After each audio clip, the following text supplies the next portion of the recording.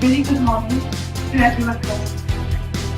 We, Audrey Roy, and Diksha Jain, on behalf of the organizing team at the Department of Economics at IIFT, welcome you to our second day of the annual Economic Conclave 2023, hosted by the Department of Economics, Indian Institute of Foreign Trade, Kolkata.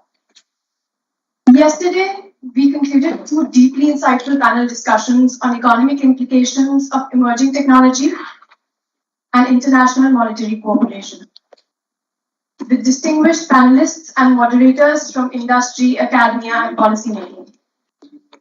Today, we extend the warmest welcome and deep gratitude to all the distinguished guest faculty and delegates present here who have gathered here for taking their precious time out of their schedules to join us for our fifth edition of the annual Economic Conclave, our very first offline edition.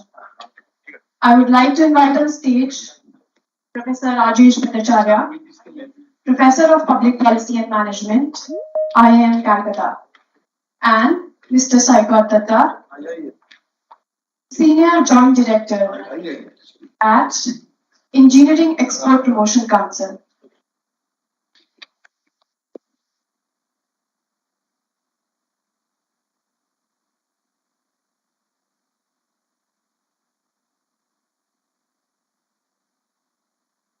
Manisha and Diksha,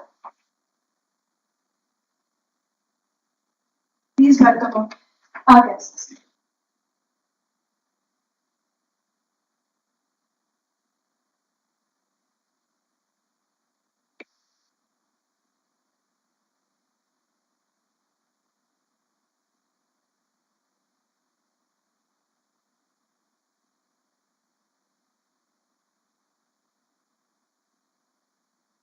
Professor Rajesh Bhattacharya, Professor of Public Policy and Management, IIM Kolkata.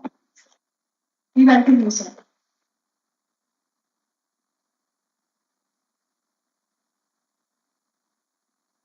Mr. Saikat Datta, Senior Joint Director at Engineering Export Promotion Council. Welcome.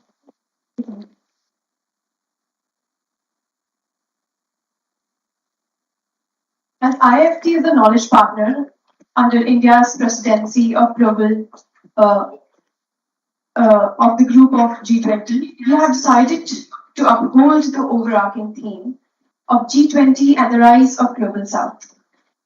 The group of 20 has risen to become one of the most important and intergovernmental fora in the world.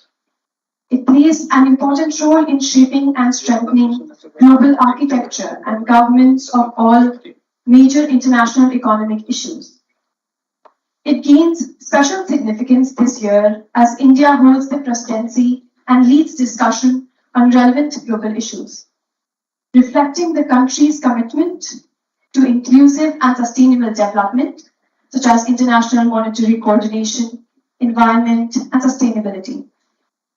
With this commitment in mind, as the official knowledge partner of G20, we have decided to uphold the overarching theme of G20 and the rise of Global South this year. As India's presidency provides an important opportunity to further advance the interest of the Global South within the forum, this emphasizes on themes of people, planet, and prosperity aligning with sustainable development goals. We aspire to convey this dedication amongst the students of Kolkata and beyond.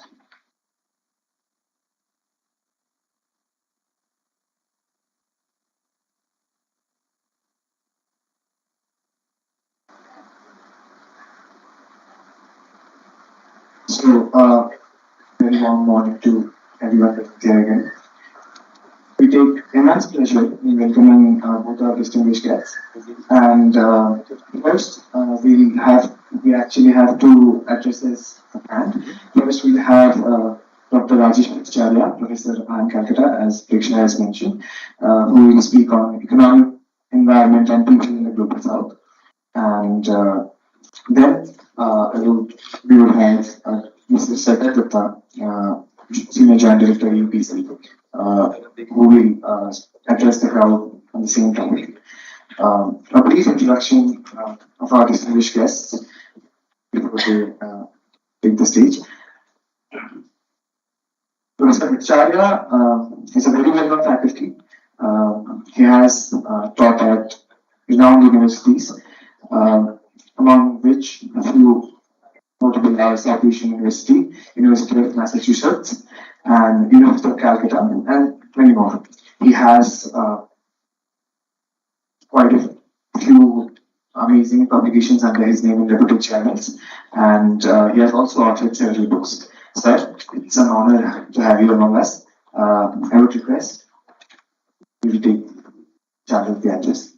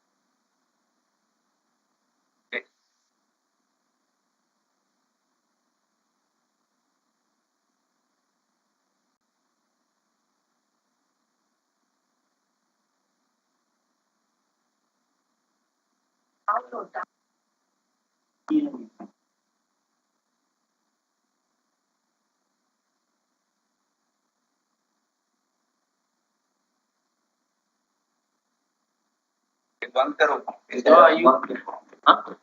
close down all of it then go to the download पे जाओ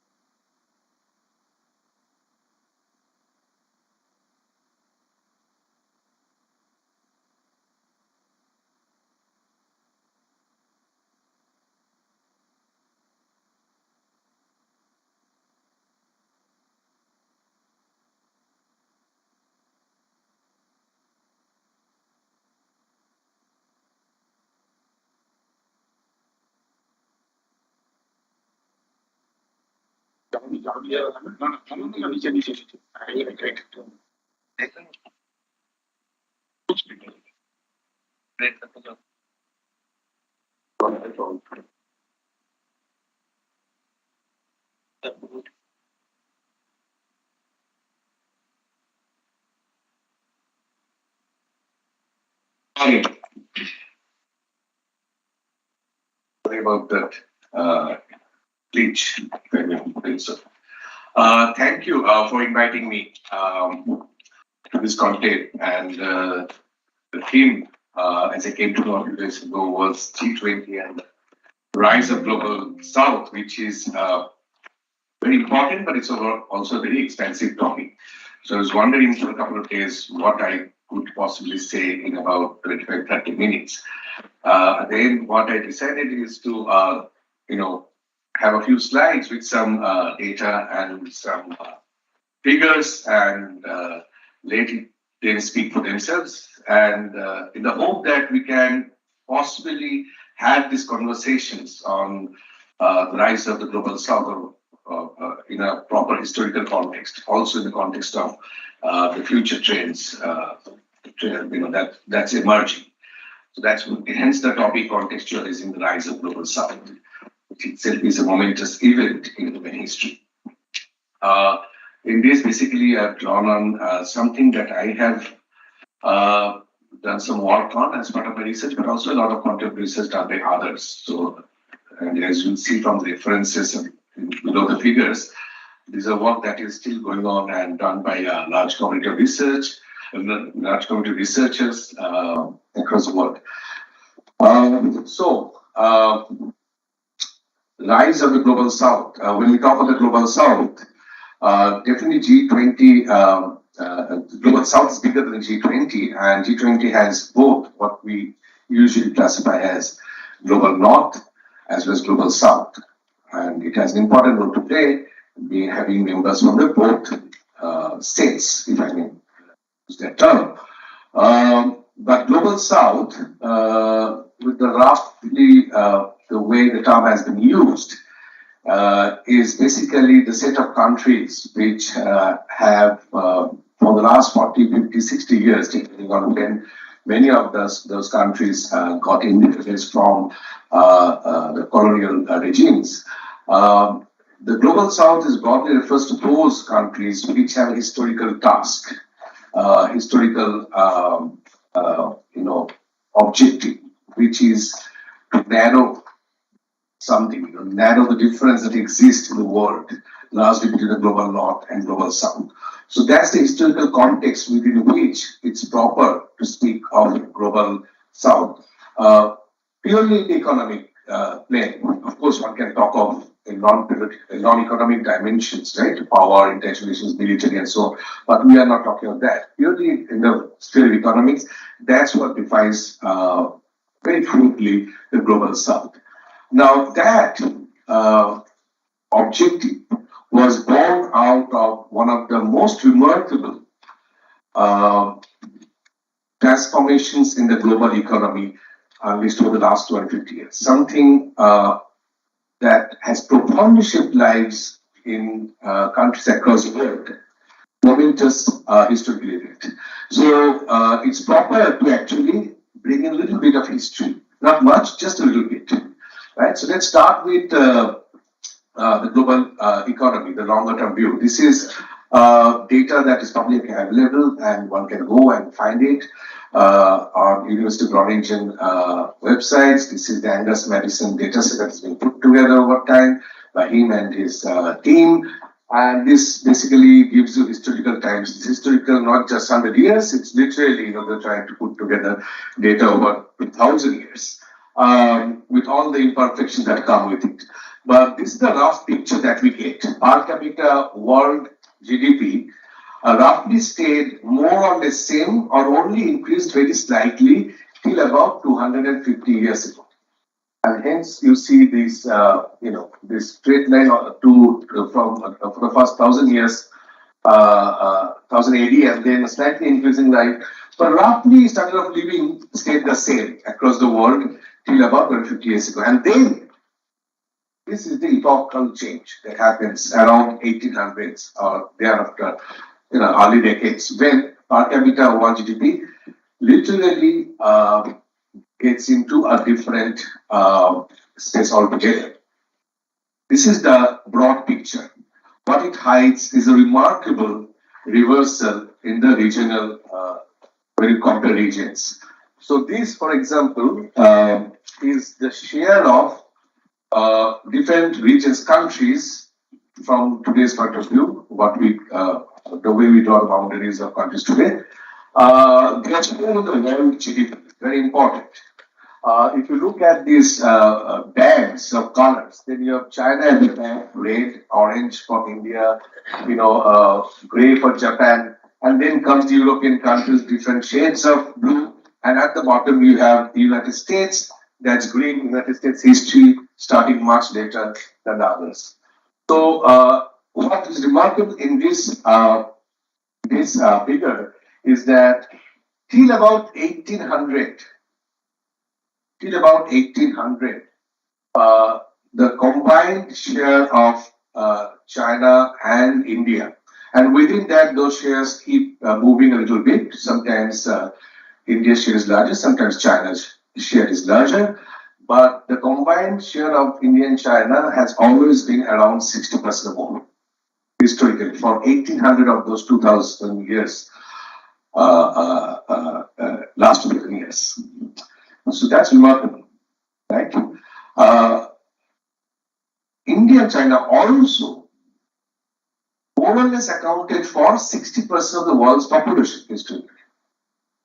But so there was a balance between the region's share of population and region's share of GDP. And this is very important. So we could talk about rich empires, not so rich empires, but really we could not talk about a global north or global south 200 years ago. One empire might be more powerful, bigger, but not really a global north or global south. So this whole idea of these sets emerged after this. Now, what has happened since 1800s is that in terms of population, more or less, these countries continue to account for roughly the largest share segment of the world population. But look at their share of GDP, their combined share falling to about, a little more than 10% by the time, we become independent around 1950s, right? And China, becomes socialist country in 1949. This is the remarkable rise of the West and USA, the Western countries.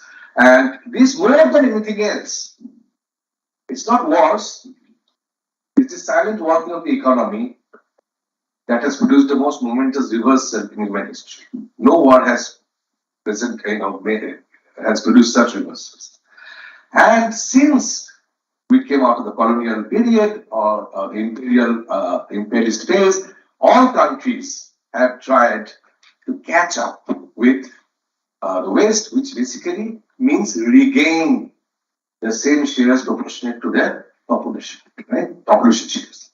And hence, you see after the last 50, 60 years, China and India expanding their shares and the European countries' share decreasing, so is the United States. This is the background. This is the rise of the global south, essentially.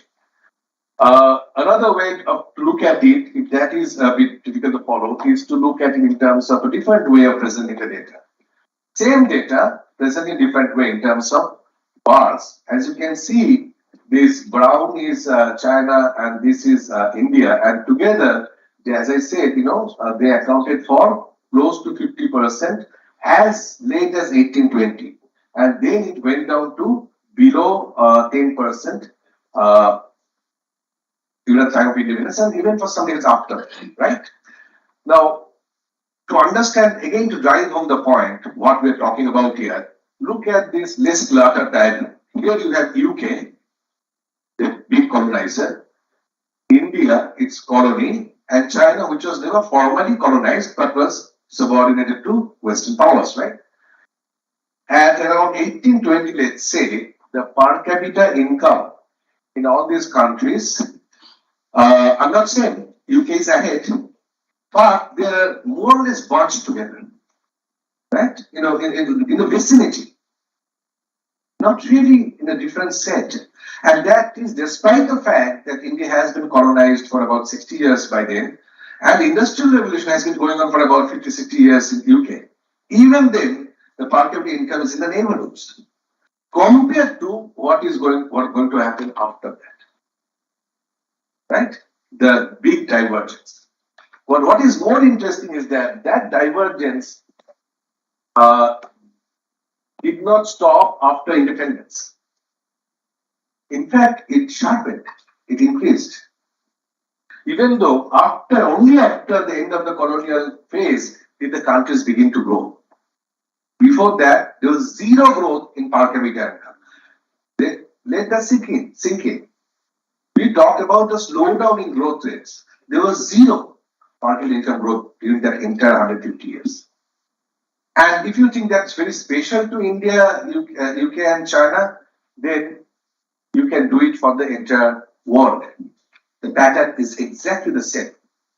This is the United States, which did not have big colonial empires. The entire Western Europe, then Latin America, Asia, Africa. Look at 1820. There were differences. USA and Europe were ahead. But still, they were in the same group, roughly. You can't talk about a global north or global south at that point of time. And then the divergence starts. Across Latin America, Asia, Africa, and across Western Europe, USA, no matter how you plot them, the pattern is very robust, right? And if you see, all the countries in Latin America get independence in the 19th century, and before that, you see, they remain flat. And only with independence, their market income starts rising. And same with the case in Asia and Africa. So this catching up essentially begins 50, 60 years ago. And that's why I said the term global south, if it has to mean anything, has to be meant in the context of this historical divergence. Now, what drove this divergence? More than anything else, it was the level of industrialization. So this is a simple table which shows UK, Europe, India, and China, and the per capita industrialization levels. So essentially, you take the industrial output divided by the population, you get per capita industrialization, and then use the value for England in 1900 as 100 and express rest of the numbers in terms of that number. Right? So England's value in 1900 will be 100, and all other numbers are expressed in terms of that. So look at in 1800, the difference in per capita industrial levels were very small between the rest of Europe and India and China. England was ahead, but remember, industrial revolution had started in England. James Watt, steam engine, all that we read in the school textbooks. So they were marginally ahead, but not much. By 1860, middle of the century, England has raced ahead. The rest of the Europe is still catching up, trying to catch up, has not yet. Germany, America, they will catch up later, not yet. And then look at India and China. Instead of catching up, they're falling behind, right? By 1930, at the height of the colonial period, you have UK at 115. Only a couple of countries in Europe are catching up. Germany, in particular, a little bit of industrialization in Russia, even America mainly, but not all countries. India and China has fallen behind. By the time of independence, India is back to where it was 150 years ago, the 1800. That is around 5%, or not 5%. At a value of 5 in terms of England.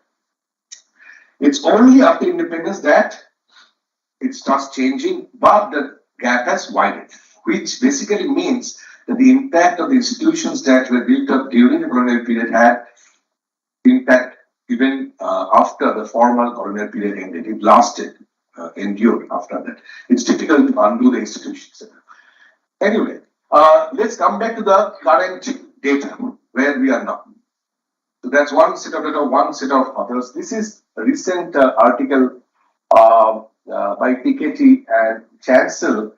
So if you look at the world population now, you will see that from 1820, in the last 200 years, East Asia's share had first gone down from 42%, then increased, it had been going down throughout, and now it is half of what it was 200 years ago in terms of population. Europe had gone up and then gone down. Latin America only slightly gone up. Let's move to North America. It has gone up. South Asia, Southeast Asia has gone up from 24% to 33%. And Sub-Saharan Africa also, population share has gone up. This is important to note because of the next, which is share of income, regional shares of income. So where do we stand now in 2020? East Asia accounts for 26%, still less than what it commanded 6 years ago. Okay? Europe now has less share than what it had in 1820. South Asia, Southeast Asia is roughly the same, but it has actually reversed some of the decline that happened. As you can see, from 15% to 7%. So essentially, these shares have been moving throughout these 200 years, and different regions have shown different patterns. So when we talk about the global south, there are differences within Asia, for example, between East Asia and South Asia, between Latin America and Africa, and so on.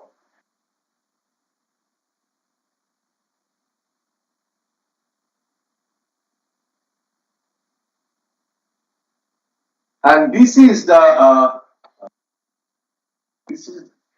can someone just cross this off? And this is the per capita income of the regions as a percentage of the global average per capita income. This one. East Asia was below as a whole the global per capita income.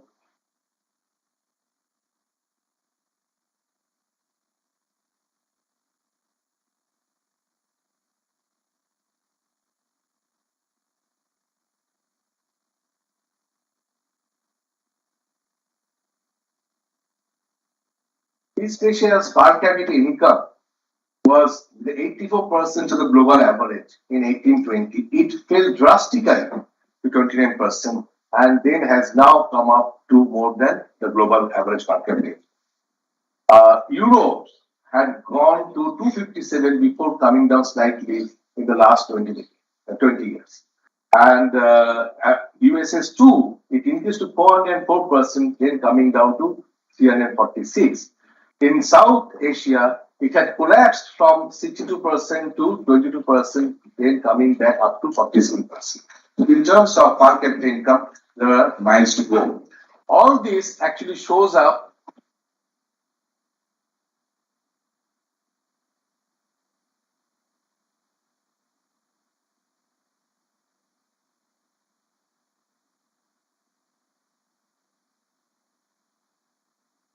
Yeah.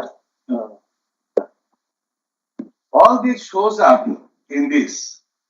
What has happened in the last 40 years is that between country inequality has gone down, right? And within country inequality has increased. So there has been convergence in income. And this is the rise of global south that we have been talking about.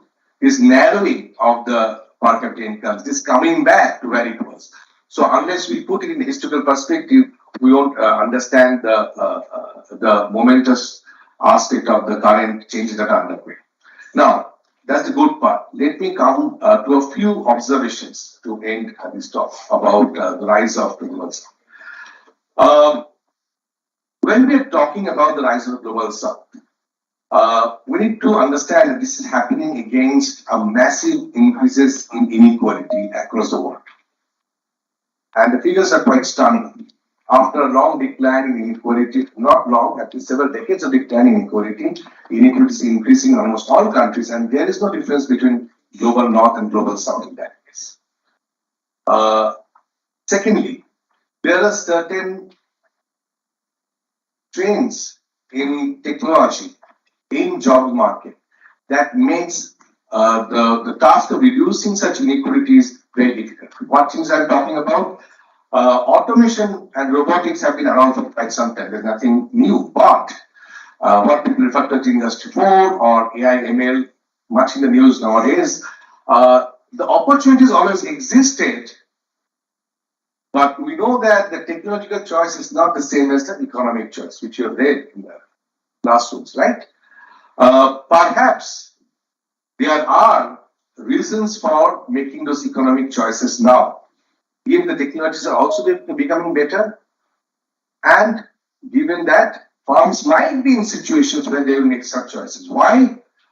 Uh, Particularly if there are domestic political pressures to bring back production to the advanced countries, the higher wages might actually incentivize those firms to automate rather than pay higher wages. As you know, that there is the tariff wars are kind of coming up.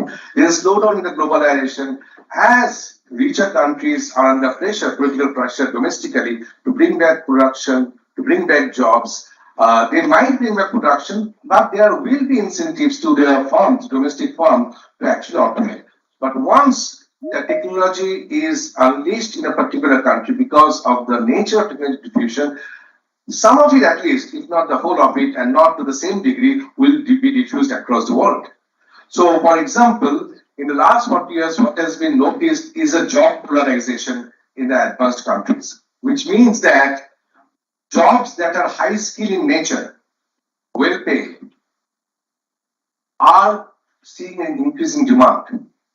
Jobs that are considered low skilled are now paid, less.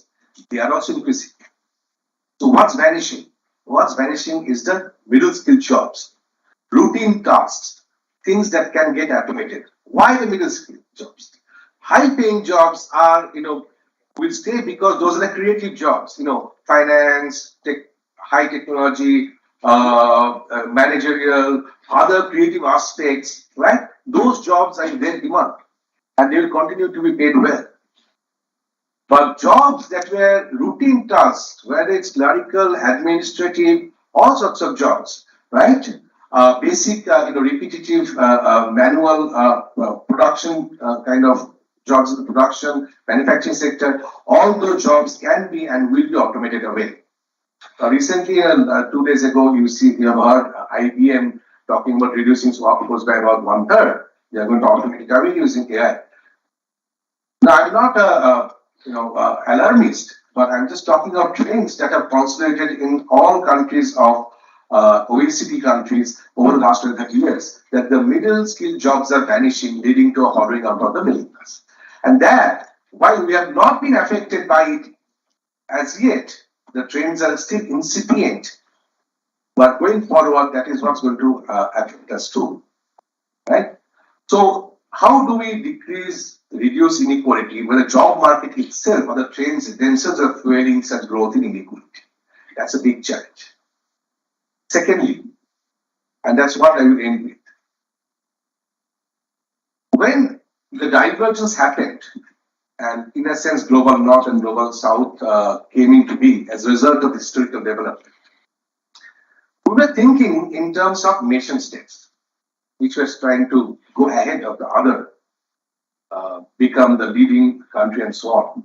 Well, that is still the case. The point is that in the last 40 years, we have been aware of another frame of analysis, another frame of understanding, which is that global north and the global south together create the globe, which has one single planetary boundary. So when it comes to the environmental issues, then the unit of analysis is the planet and not the individual nation states. For example, India's per capita emission is the lowest among the G20 countries, right? But if we turn to agriculture, and the reason I'm picking agriculture is because that is where millions of our peasants are still there, almost 50% of India's labor, and they are not earning. They don't earn a lot, right? So their incomes are depressed and so on. I don't want to get into the agriculture side, but that's a sector where incomes have been a problem, noted for over 30-40 years. Now, why I'm picking this? Because agriculture happens to be one of the sectors that contributes a large amount of GHG gases. It's not energy only, it's not just transport, it's not just urban housing. Agriculture contributes a huge amount of GHG. gases to the atmosphere. So when you look at the green fields, don't be fooled that it's all environmentally benign. A lot of the GHG emissions come from agriculture. Now, to keep the agriculture sector going, to feed the population and to keep the farmers' incomes, certain things are done by these millions of peasants in terms of water usage, pesticide, fertilizer, nitrogen, phosphorus, etc. No matter where you look at it, whichever element you look at it, India's per hectare use is very high compared to global standards. So while if you divide it by population, our per capita emissions is low, but when it comes to our let's say agriculture and look at per hectare uses of phosphorus and nitrogen, we are very much in the top category. So depending on how you look at it, you get very different picture, right? So the point is that the context in which the global South is rising today is very different from the context in which the global North rose 200 years ago. Right?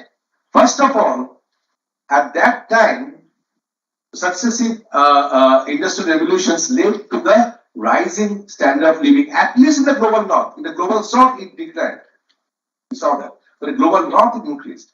Now, that is no longer the case. The technology and the employment trends affect both set of countries. Right? There's a huge difference. Like the trends, in USA, the real wages are stagnating. In India too, real wages have not moved much for the majority of the workers. So these trends are now across global north. Secondly, environment. All the global north and the global south are going to face similar problems.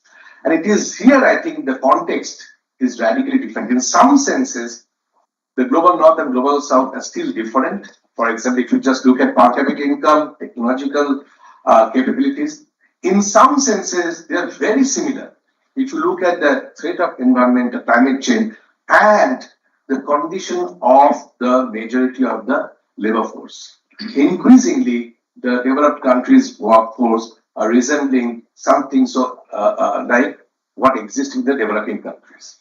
So instead of catching up in terms of labor force, it seems that they are catching down with the developing countries. So this is the context in which we need to understand the rise of the global south. And there's much to think about, much to discuss in global forums. But without this context, we're likely to be driven by one or two trends. We are likely to pick up one or two trends and be happy or be sad with whatever trend we pick up. We need to have a more comprehensive look. That's my submission. And I'll stop here.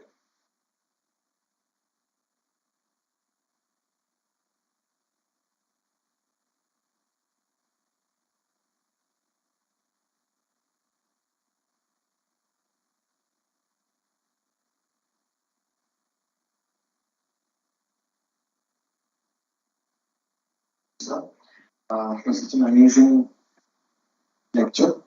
Now, I would request Mr. Secretary, Senior Joint Director, EPC, if he could start with his question, please.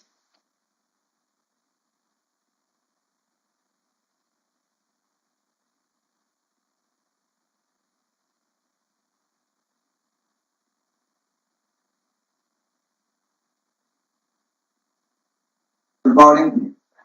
Thank you for inviting me to this conclave. I am representing EPC, it's a trade body. I'm representing industry, Indian industry. So my approach definitely will be different, and after the excellent presentation of Mr. Bhattacharya, it will be difficult to stick to the theoretical perspective, and my approach will be more practical. Yeah, in G20, our objective is to reach the voice of the South. And the reason behind, only 20 countries are there, and there are 20 odd countries outside this forum. So India's objective is to raise their voice.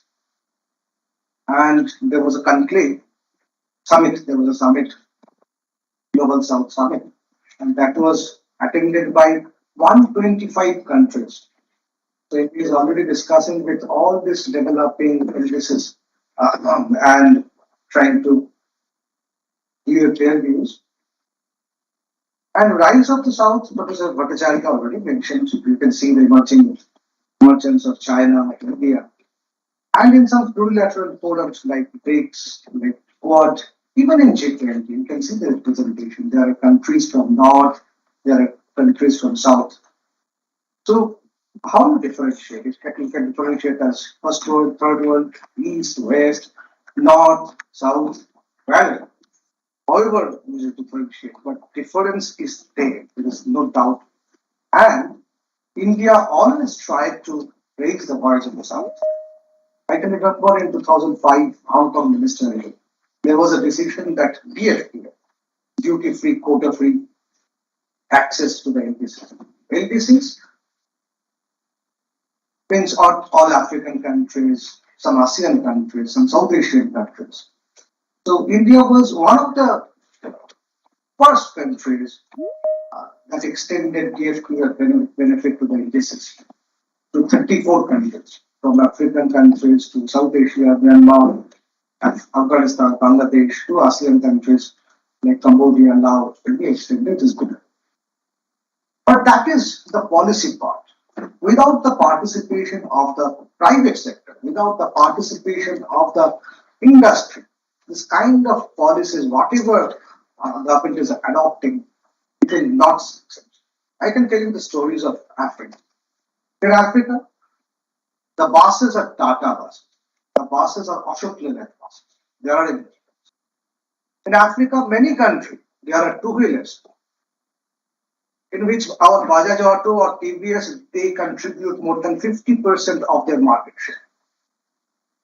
In Africa, many countries, they recognize Kirloskar or CRI palms as the palms. They buy it from India.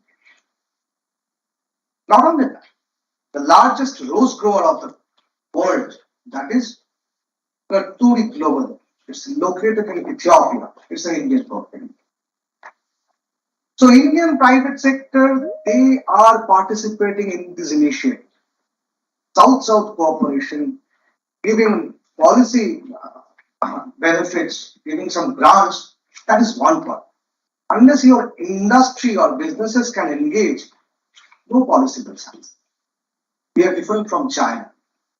There was a Africa summit. I also participated, and that was attended by many head of states, ambassadors. I was discussing with them, and they were very clear. They want Indian investments there. When China is making any investment, China is setting up any industry. Along with that, they are also developing a colony. And 90% of their employment is Chinese. Local employment, only 5 to 10%. But in case of India, when TCS is going, when Tata Motors is going, when other companies are going, they are employing 90% of African population, 10% from it. So that is the difference, and that is why these African countries now trying to engage more with India. And now India is in a position to take the lead. India is one of the fastest growing economies. But its share to export is only 2%. Its share to import is only 3%. When this DFQF benefit was extended, there was investment by India and export from this LDCs to India, China, Japan, all these countries increased. But still, it is below the potential. Africa we consider as an next emerging destination. Not only trade, in Africa, there is a virgin land, but they don't know farming technology. They don't know how to do the agricultural activities. It's very interesting that our farmers from Anja, they are going to African countries to train the farmers there how to cultivate. So this is also happening. Now, these development agendas are already there, and North, whenever they are adopting some policies, always we found that is discriminating. Another example I would want to mention here, that is the agriculture. Sir mentioned agriculture. Sir mentioned other aspect, environment aspect. But agriculture, if you see the policies in WTO, there's an agreement on agriculture, AOA, and trade distorting measures they have identified like three colors: green, amber, and red, just like traffic signal. Green measures are okay, amber with restriction, red not allowed. In case of India, the measures, the subsidies we provide to agriculture in terms of minimum support price or other subsidies to fertilizer and all, these are under this amber box. And we have restrictions. We can't give this subsidy more than 10% of the production. But in green, there is no limit. Green means the direct support, income support or insurance or something. If you see the facts, these green boxes measures are basically the measures adopted by the developed countries, by the North. But India-like countries, we all are under this amber box. There was a study by Center for WTO Studies IIT in 2019. And that study pointed out that the total support by US to its farmer was in the range of US dollar 60,000 plus. I can't remember the exact figure. In EU, it was US dollar 8,000. In India, it was US dollar 282. Still developed countries are opposing this benefit. We were challenged. In 2013, Bali Ministerial was scheduled to happen 3 to 6 December. So India's food security bill was challenged, and there was pressure on India to accept the AOA. India did not accept. Fortunately, I was there. I was experiencing that situation in Bali in 2013. On 6th, ultimately, it could not be, there, no consensus was reached. And after this 4 days, 3 to 6, we had a flight on 7th. 6th, when we were having our dinner, we came to know that there was a kind of new arrangement and it will be extended. So when you will check this Bali Ministerial, it is 3 to 7th December, but it was earlier scheduled to be 3 to 6 December. So peace clause. That means unless a permanent solution is reached, these measures by the developing countries will not be challenged. This is a demand for a group of countries, G33 group of countries, and India is leading that group. For food security, India is leading this group for a long time. Last week, there was an annual general meeting of Asian Development Bank. Our Honorable Commerce Minister attended that. And she was very clear on this WTO agreement on agriculture. She very clearly mentioned that WTO should rethink with open mind about its agricultural policy, because things have changed, especially after pandemic, especially during the crisis. We are going through the conflict between Russia and Ukraine. Pandemic exposed the vulnerability of medical condition, and India was one of the countries which opposed IPR on vaccine. There was no support from the North. North didn't want. India wanted that the vaccines should be made available and that should be the priority. That was opposed by the North. India raised the point. And again, our finance minister mentioned very clearly that agriculture subsidy, the policy, we should rethink, especially when the conflict started, the new problems which are coming up, like food security, energy, and all. In this context, WTO should rethink. So India is always fighting for South, and India is always working with the South cooperation. One thing very interesting, that is trade. It can rebound very quickly. If you check the data, after pandemic, a quick recovery happened in terms of trade. There was a huge increase in trade, global trade I'm talking about, compared to the pre-pandemic level in 2019 figures, and we check 2020 figures. An interesting observation is there was an increase of more than 42% in South-South trade. So it is happening. In G20, India's focus is raising the voice of South.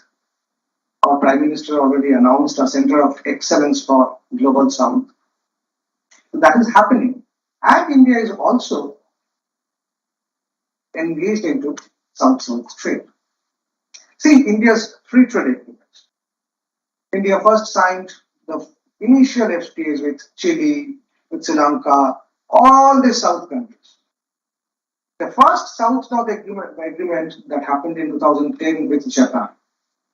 Now, there are some FTA negotiations happening with the UK, with the EU, with Canada, with Australia.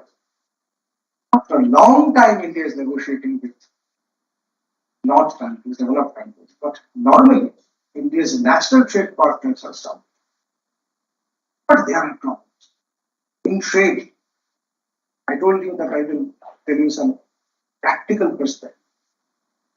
When we are doing well in Africa, when our industry is trying to access to Africa, there are trade barriers. In LDC also we are facing trade barriers. In Nigeria right now, it's a current problem, in Nigeria, there is a ban on Okada. Okada is our Rapido. Taxes. Nigeria, they have banned Okada. Why? Because these two-wheelers, they found that is not obeying the traffic rules. Crime gets increasing because of these two-wheelers. And ultimately, Bajaj Auto, which is having more than 50% share, is the sufferer. Not only two-wheeler, three-wheeler. In Africa and these countries, they call it tuk-tuk, not auto, not our auto rickshaw. And if you visit this country, you will find the same auto on the roads of Africa. So the ban is there also. So when this is a trade barrier, our missions, they are interacting with the government. We are facing huge trade barriers in the North countries. These North countries, they are opening up tariff, duty, they are reducing duty, but they are imposing kind of standards and regulations which are not possible for us to overcome. Recent is Europe. We are trying to negotiate IFTA with European Union.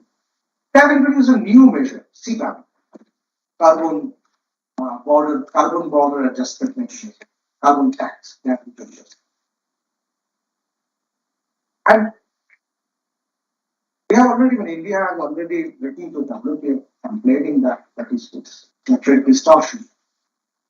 But what it is found?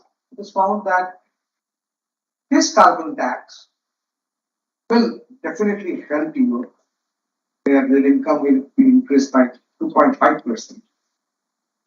But world income will increase by 3.4%, I think. And income of developing countries will decline by 5.9%. That is an estimate recently. We are constantly in touch with the government. Our industry is talking to the government. We are trying to sort it out. Because our some of the trade policies were challenged in WTO by the US, that our export benefits which were given to the industry, those are not there, already withdrawn. So the exporters who were already enjoying 2 to 5% of benefit, that is not there. United States, European Union, they have withdrawn GSP. And now this carbon tax. Europe is a huge market for us. Europe and US, this is around 40% of total or export happens to these countries. But these measures actually, these are creating kind of barrier, which is a serious concern for them.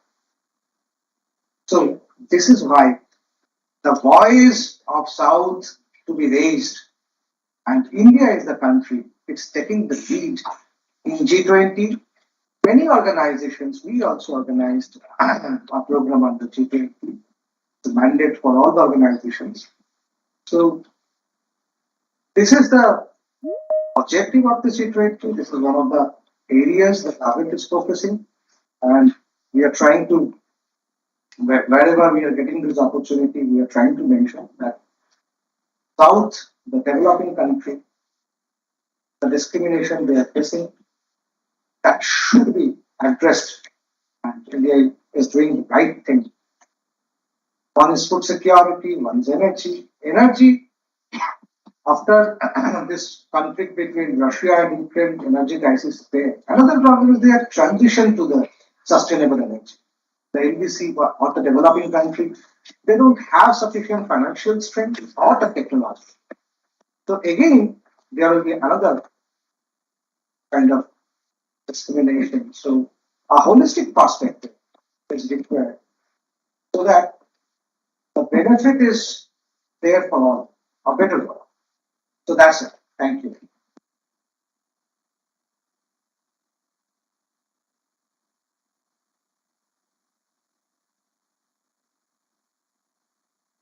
So, now after two such amazing lectures and addresses, we would like to open for a Q&A.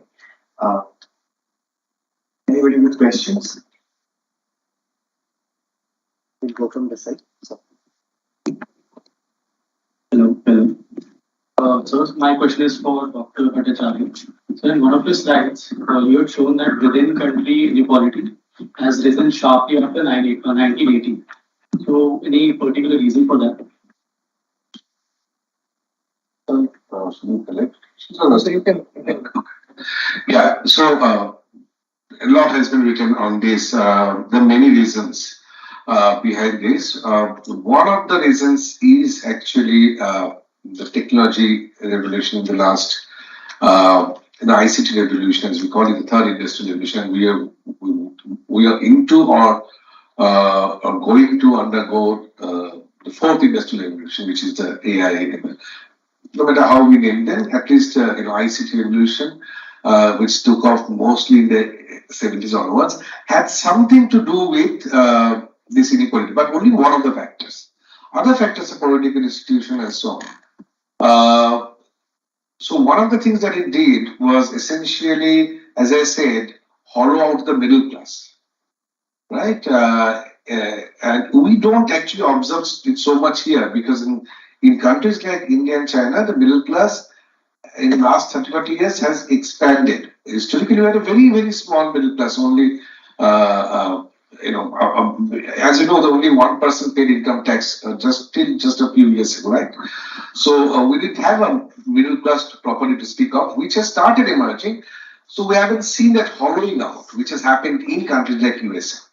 Now, what has happened is the medium skilled jobs, which are typically what a college graduate would get, right?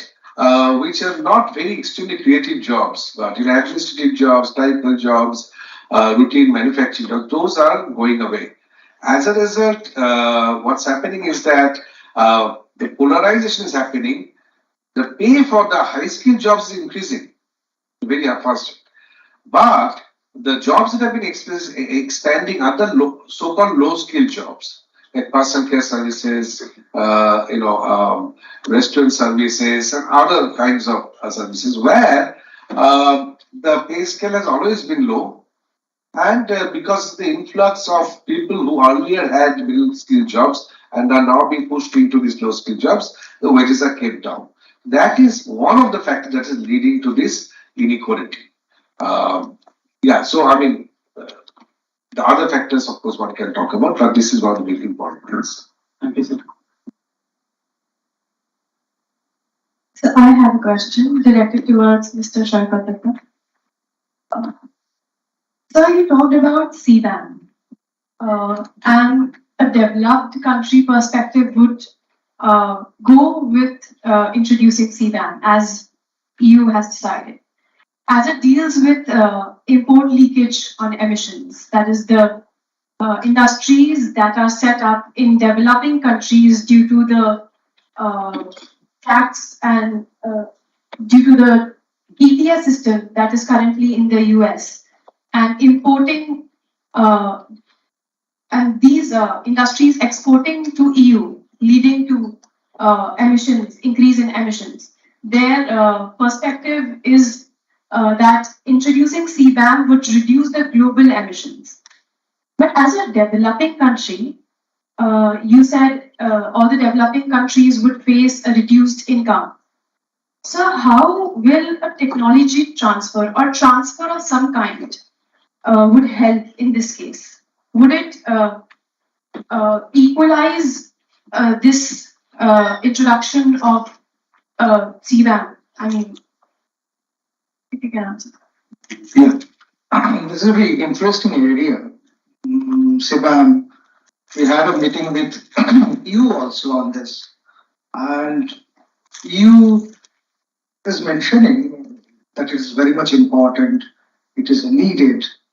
But the problem is the methodology they are suggesting, that how much carbon, the quantity, the carbon you are emitting in your manufacturing process, that we want to understand, and for that there will be some agencies to assess that, and the tax will depend on the amount of carbon. Unfortunately, in the developing countries, the industries like mainly metal industries like aluminum industries, iron and steel industries, they will be impacted adversely. And not only developing country, Mozambique, they are supplying aluminum to Europe. They will be the worst sufferer. They will be out of this economy. I just give you a simple example, not related to CBAM. Few years back, our castings industry, in castings, this part of the country is very famous. And wherever in the developed world, in Canada, in North America, in any state, if you see any manual cover, you just check very minutely, you will find it is made in India. And most probably it is manufactured in this part of the country, Kolkata and all. Few years back, there was a challenge that the working condition in this castings industry is horrible. And sometimes it can be compared with Abu Ghraib. So that was the challenge.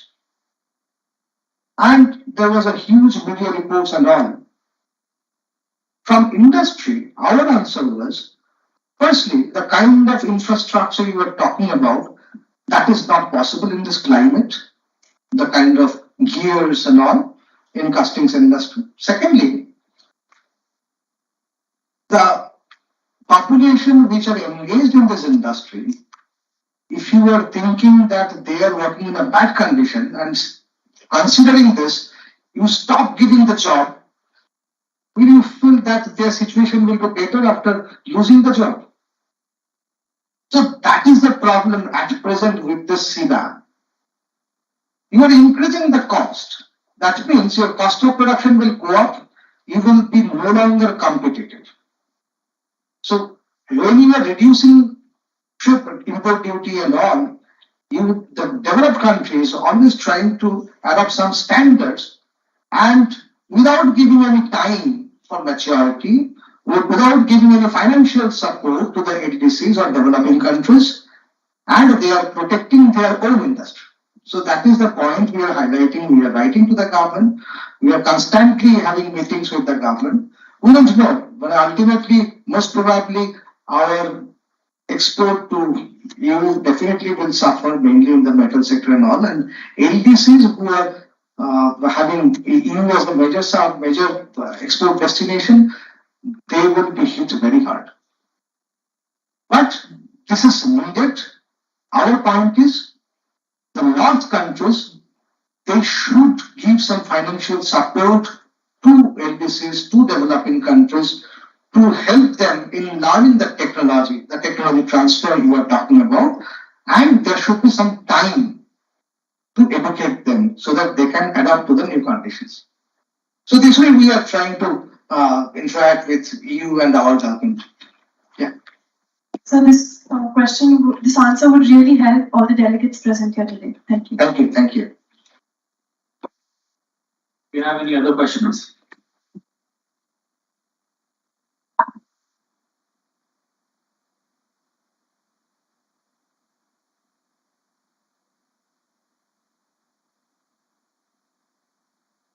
Is actually related to. So we have observed that the global south is trying to increase its cooperation, as you mentioned, through more south negotiations and agreements.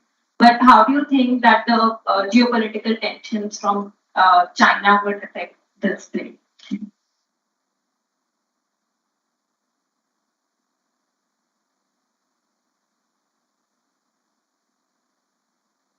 Yeah, China, this over initiative and all, China is trying to enter into all these developing countries. Our market is South-South cooperation, China. And in some forums, like in case of G33, China and India in the same line. See, the problem is, we had conducted a study internally.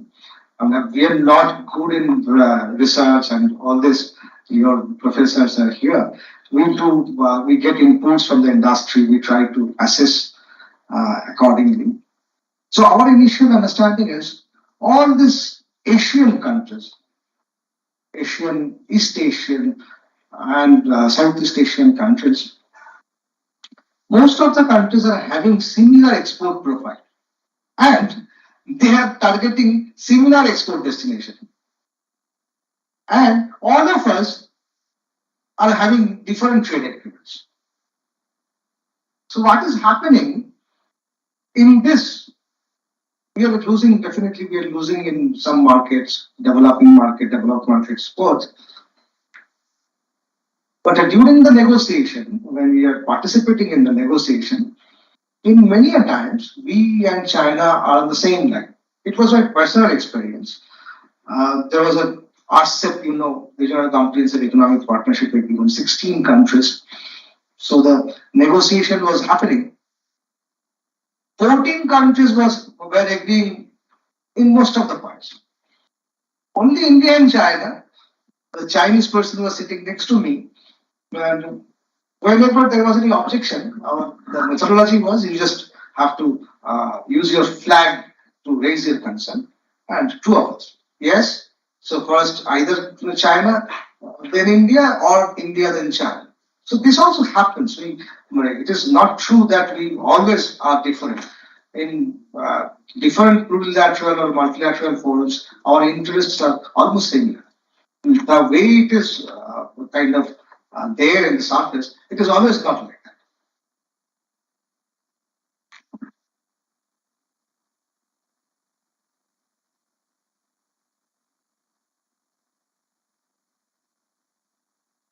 My question is directed towards both the speakers.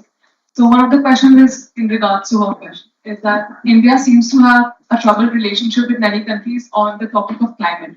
So, how do you see that affecting India's multilateral diplomacy at G20 in upcoming September session?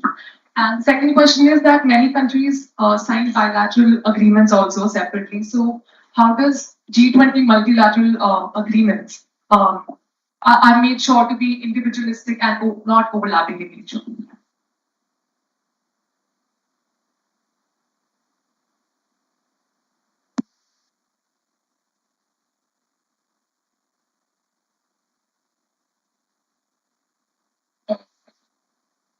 Person to answer. I don't know if I can answer exactly your question. I'll just try. See, this what he just mentioned. These differences in the interests of the global north and global south are there, very real, and the context is that this historical divergence and how countries would like to keep that edge, right? So as we start to close, there will be, of course, forces that will try to maintain that edge, right? In terms of capabilities and so on. Technology allows you to dictate certain terms, right? Having said that, I think the context which I had mentioned is so different from that, let's say, 200 years ago. Despite this divergence of interests and all the efforts that the global south has to put in to kind of push them to do certain things, the fact is that if water levels rise, then both Mumbai and Shanghai and New York will be affected. If the coral reefs vanish, then the major cities in Australia would be affected, right? And that's where I think there is an overarching frame of analysis that has historically emerged, which was not there before. If you think about a comparable frame of analysis, that was the empire, like the British Empire or that empire or the Russian Empire. There was no comparable reference before that, we're thinking of the world as a whole and, effects of combined activities on the world as such in terms of environment. So I think going forward, I still am hopeful that if not out of benevolence, but out of mutual self-interest, there will be, some on a multilateral level, kind of, at a supranational, international level, some kind of convergence when it comes to environment, and that might actually lead or push all other agreements to a major extent, including trade. That's the hope that I have. But the interests are, there are concrete interests out there.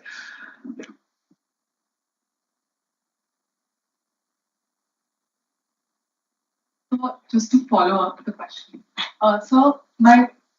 definitely the interest on the topic on this topic climate is very similar for all the countries, but the pricing framework that we're using is very different for each country because the carbon footprint for America is 16 times more than India. So for the pricing framework, how our policies devise for the pricing framework around the time?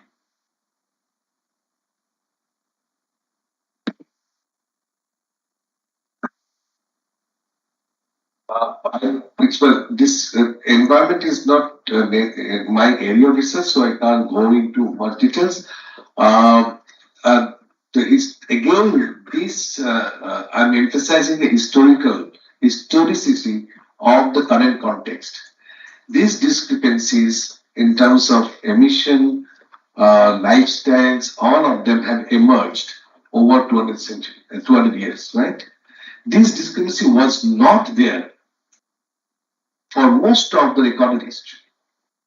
So what has happened in the last 250 years has to be undone in some sense, right? So it's a big change for the richer countries too. They have to completely change the way their cities have been built, their the lifestyles, and they are not likely to do that. They will try to mitigate it by kind of keeping India and other countries at low emission levels, so that in order to unequally shift the burden of mitigation, right? But at some point, I think, even as India rightfully says that this is climate injustice, one must remember that as we would like our farmers, our peasants, our workers to have a better life, we can't do what these countries have done before. That is not the way to go in any case. So just because we are 160, we are emitting 160 emission, the way to go is not to increase our emissions by 60 times. I'm reminded of what Gandhiji once said about his critique of industrialism. One of the reasons he actually was against industrialism was that he said that look at what it caused the world for one small island nation to get industrialized. It colonized the entire world. What would happen to the world if India ever tries that? So he may not have been talking about environment per se, but this thought now resonates in the environment context. So there's something that we need to do. Once, if you are 116th or 168th, doesn't mean that the catching up should be in terms of that. So they need to come down. We also need to scale down in terms of what we think catching up means in the current context.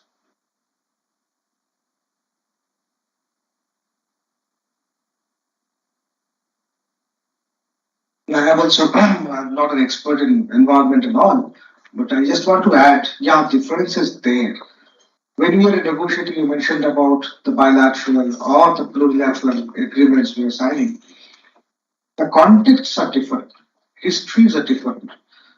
So it is not kind of apple to apple comparison. I mean, you can't impose something on us which we are not equipped with. Just for better world, just for environment. You are historically or industrially, you are much superior.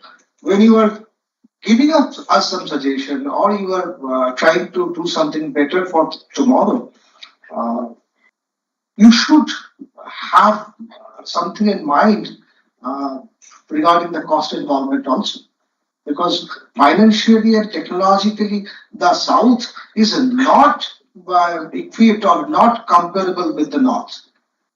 So that is the problem, and that problem was probably in September. You were talking about the huge summit will happen.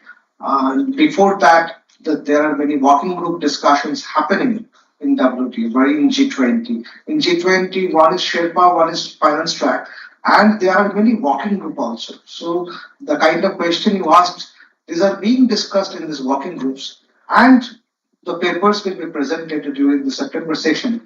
But this is one of the areas that will be definitely there.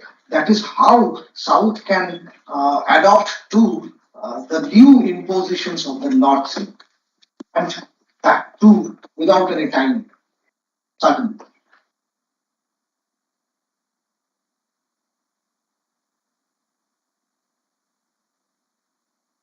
So with that, we conclude the Q&A. I thank both of you for taking out time on a Sunday to grace us with your presence. Before we break for tea, I would, as a token of our gratitude, I would request Diksha and Anshika to present two mementos we have there.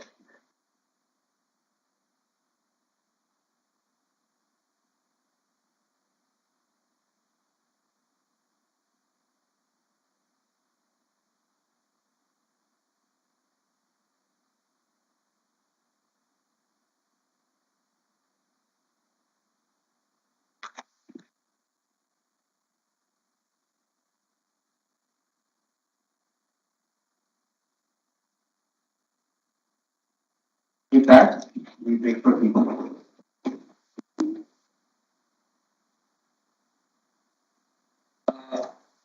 This is one thing. We have an announcement to make regarding the G20 that's going to ensue.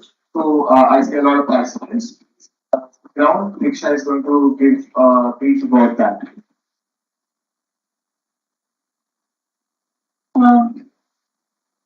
Can you just sit down for 5 minutes more? And everyone just be seated for 5 minutes, Especially the G20 participants. especially the G20 participants, please.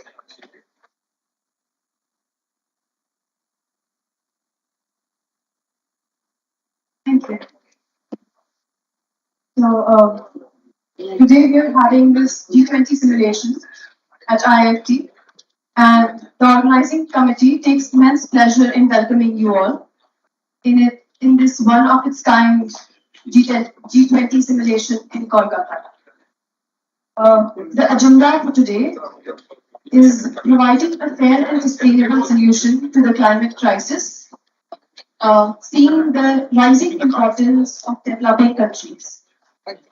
We wish this model G20 at IIFT provides all the delegates a platform for their skills in negotiations, their showcasing their diplomacy and understanding of international issues. And we hope this adds to your experience and knowledge. After the tea, we would request all the volunteers to take all the delegates to room number 9. Thank you.